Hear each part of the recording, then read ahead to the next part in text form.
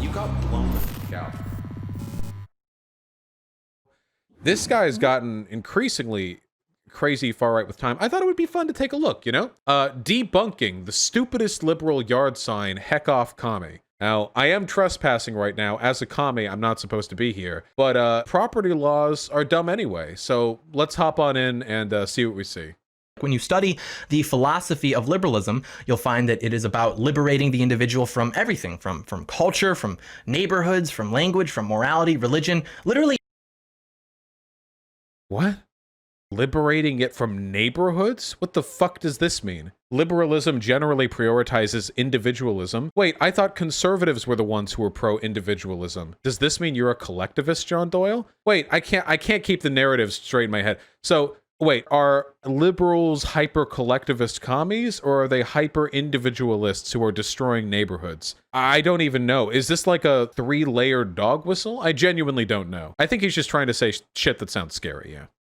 We'll go through the sign now. It makes 7 claims which supposedly reflect the beliefs of the household. And you'll notice too, with all of them, they're bumper stickers. They don't have any nuance to them at all. They are designed to frame these issues not as...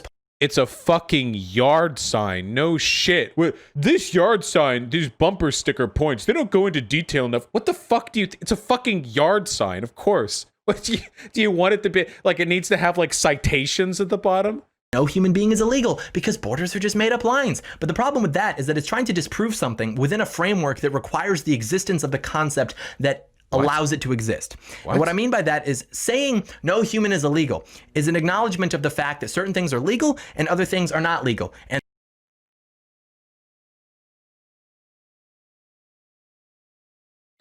well, he's got me on that one. if you love someone, it means that you give everything that you have to that person, all your effort, and that requires commitment to that person, because if you're not committed to that person, if there's other people, that means that you're not giving that one person all of your effort, because you're, balancing it out, you're distributing it. So love can only be monogamous, heterosexual, cisgender. Yeah, okay. By the way, divorce rates are at an all-time high. How's that working for you? How's your conception of monogamous, cisgender, straight love working for society right now? Seems like people are kind of not designed to be that way. Oh, if you look back throughout history, by the way, our current Christian conceptualization of love, monogamy, is fucking lunacy. You can be monogamous if you want, but to pretend that there's some sort of biological root to our current conception of monogamous love is absolutely hysterical.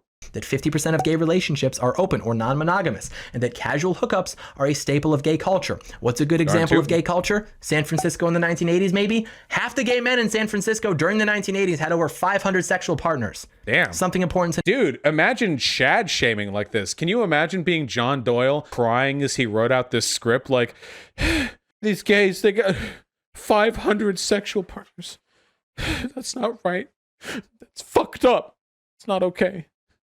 How did you even get that many? Like, all right, dude, just keep the jealousy packed in. That these feminists have convinced generations of women that they are most empowered by liberating themselves from the defining characteristic of their womanhood, which is their ability to give birth. So keep in mind, we're talking about abortions here, not about hysterectomies. Feminists aren't convincing women to get rid of their ability to give birth. They're saying that they should have the choice. It's not liberating to be forced to deliver a baby. Truly very sad. Maybe that's why they're all taking antidepressants. Hey. I mean, there could be other reasons for that. Wait, hold on. That's white women 45 plus. 45 plus women are generally infertile. Wait, you're so dumb! 45 plus women, with slight exceptions, past menopause. You're like, maybe that's where they're on, but they can't have abortions because they can't have kids. Why would you put that up there? Do you not think about the shit you put on the screen? Are you your own editor? Did you actually put that in there and not think that this was dumb as fuck? This segment is what to do if you are in school and your teacher has shown a PragerU video.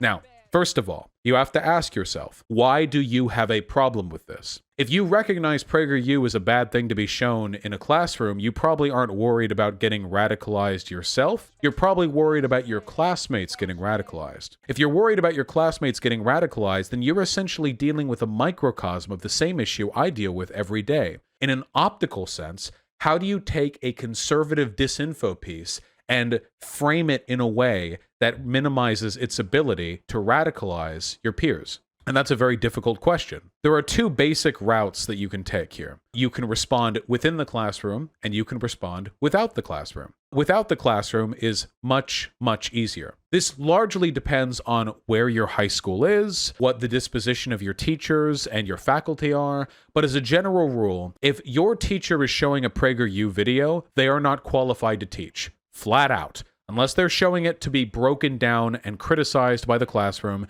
if they're showing this to you, they are, as far as I'm concerned, unfit to teach. Either because they are stupid and actually believe the video at its face, or because they are political propagandists and they are more interested in indoctrination than they are in getting you to learn and develop and all that other crap you're supposed to do in school, okay? Most of this shit is probably happening in red states. If you're in California, you're probably not running into teachers throwing PragerU videos up that often. Now, wherever you are, here are some steps that you can take outside of the classroom.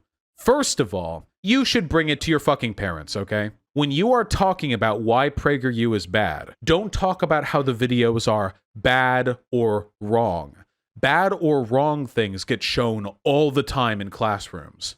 Whatever. The problem is that they are deliberate, dishonest propaganda pieces. That is the issue that you need to focus on. If you talk about them being bad or wrong, you're going to get caught up in actually attacking the premises of the video, or your arguments are going to come off unpersuasive because, again, weird, bad videos get shown in classrooms all the time.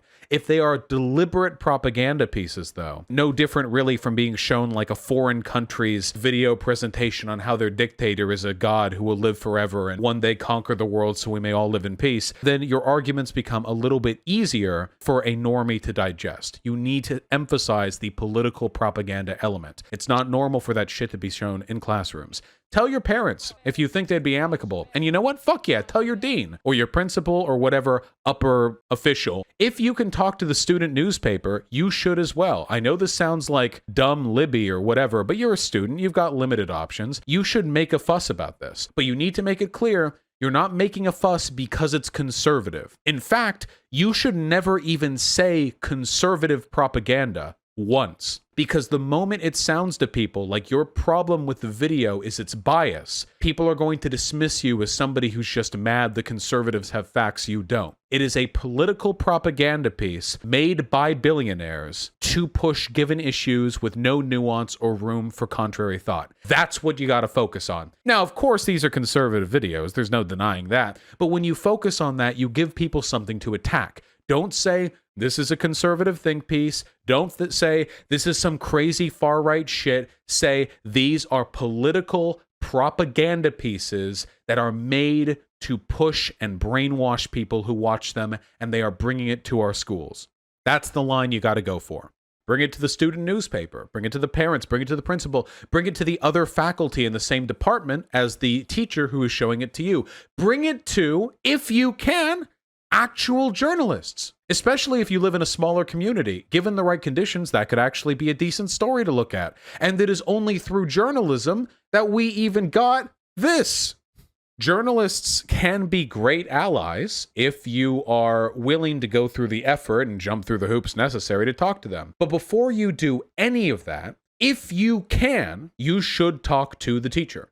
Sometimes, and I know this is difficult to believe, sometimes the teacher is just going to show a PragerU video because it's just got kind of a position they already agree with, and they're just going to show it because they found it and it looks like it has a high production value and they just wanted to show it to the class. If you go up to the teacher and you say, hey, just so you know, PragerU is like a really propagandistic organization with a lot of financial backing from certain political organizations. I don't think it's appropriate to show this. These videos are full of disinformation. That can sometimes be enough. Yeah, do recognize if you do this to a professor that they're probably going to dislike you, and they're probably not going to listen to you either, but you should at least try. Because the last thing you want is to stir up a fuss with, like, local media or the principal, and the teacher comes in and they say, I didn't hear anything about this.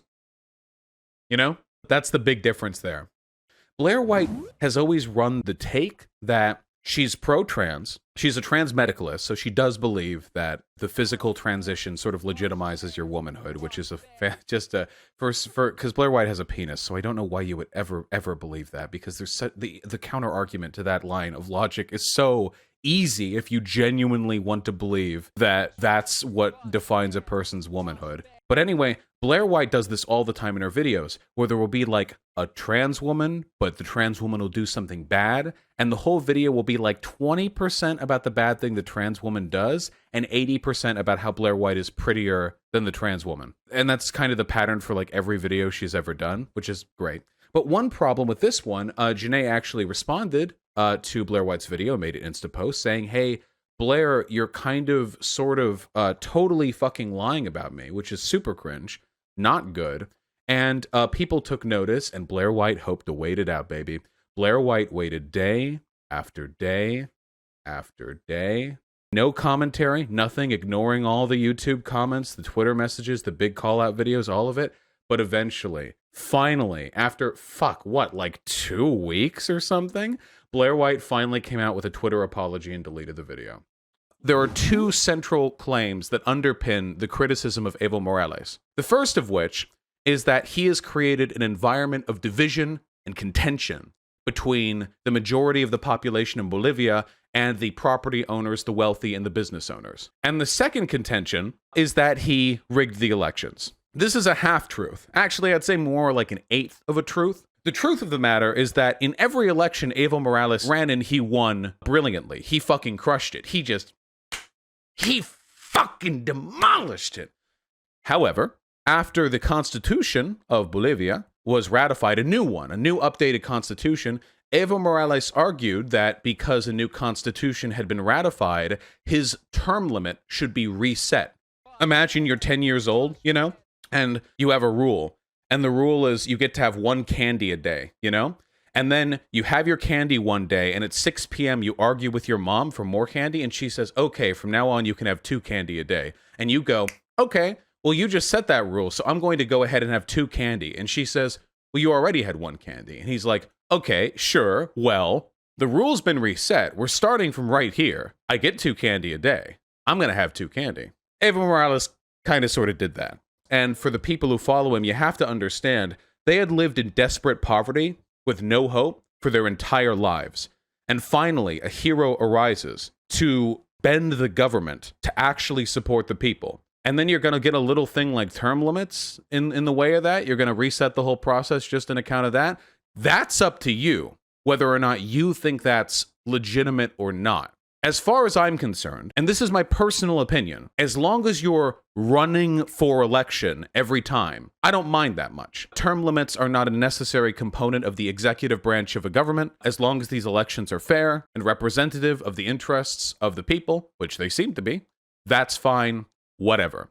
Now, here's the same conservative grift that gets played every single fucking time I hear one of these idiots open their stupid fucking mouths, okay? The left claims to want equality. What do they mean by that? Do they mean equality of outcome, where we're all exactly the same? Well, that's impossible. Equality's impossible. I hear it every single fucking time. It's insane how often they do this. Well, that can happen, actually, obviously. Nobody, let me be perfectly clear about this, nobody talks about equality of outcome. Nobody does. Absolutely nobody. Nobody. 0 people do. The concept of equality of outcome is this nebulous, dystopic concept that nobody seriously advocates for in politics. Nobody does. When people talk about equality, people are talking about equality of opportunity, equality of access, equality of process. That's what people are talking about. Very simply, if you are born in this world, it is best that everyone have basically the same shot at being able to succeed. Does that mean everyone will succeed? No, of course not, obviously. Even in some perfect communist world or whatever, there will still be differences in people's performance. There will still be differences in people's outcomes. And I think that's a beautiful thing, by the way. I don't want to be exactly like anyone else. Nobody does. Everybody likes the variety in humanity that they see as a product of inequality of outcome. Everybody likes that. Nobody wants to be exactly the same height, strength. But the thing is, equality of outcome is such a stupidly impossible, undesirable concept. Nobody's going out to bat for it. So when people like Thomas over here are like, well, you have this thing called, you have it called, equality of outcome. Nobody's talking about this. And when people who pretend to be intellectuals waste any of their time on this idea, what they're trying to do is give you the false impression that there's some other political entity, the left, that does care about this, and their dystopic vision will reign and destroy all of America as we know it. No. Nobody talks about this. The idea that people are on a completely level playing field from ground set and then the government is the one that fucks with the scales is a complete libertarian lie. It's not true. People are not born in equal positions. People are born to poor and wealthy families, to good and bad school districts, in neighborhoods which may or may not have good job opportunities, to parents who may or may not, by the way, be good parents. There are forms of inequality that aren't even products of racism or sexism or of economic differentiation. Sometimes it can be as simple as, my parents were good to me and yours were not. There is no level playing field. The idea of there being some sort of natural state of man where everyone exists on a flat plane and then it's the government that fucks with that is a complete fucking, it's just a complete lie. It's not true. It's never been true. I'll front it with the positivity. I honestly think Biden did really, really well for most of that debate. There are two segments here that might be interpreted as bad for Biden. The one you're going to hear talked about the most is the accusation that Biden wants to destroy the oil industry. Holy shit. Do you guys remember when Americans used to care about innovation? I swear to God, if you go back 100 years, the Republican Party would have all been in the pocket of Big Horse, and they would have been like sending the Pinkertons to execute car engineers to prevent the horse industry from going under in the face of this new incredible technology. America used to be built on innovation. America used to be the envy of the world. But nowadays, the oil industry, bloated, inefficient, we know it's destroying the planet. And all these politicians, these Republican politicians, will do anything to defend it because, of course, they're in the pocket of those lobbyists. Because the Republicans know after they're done, after they finally lose an election or retire, they want to become a consultant for one of these big oil firms, make $1.2 million a year doing absolutely nothing, and then retire to their private island where they can rape children in comfort for the rest of their days. That's the dream for them. So actual things that improve America, like investing money in renewable energy, which objectively, by the way, would improve the economy. This is a crazy thought. Guys, you know how people say the economy is driven by innovation? To an extent, that's true.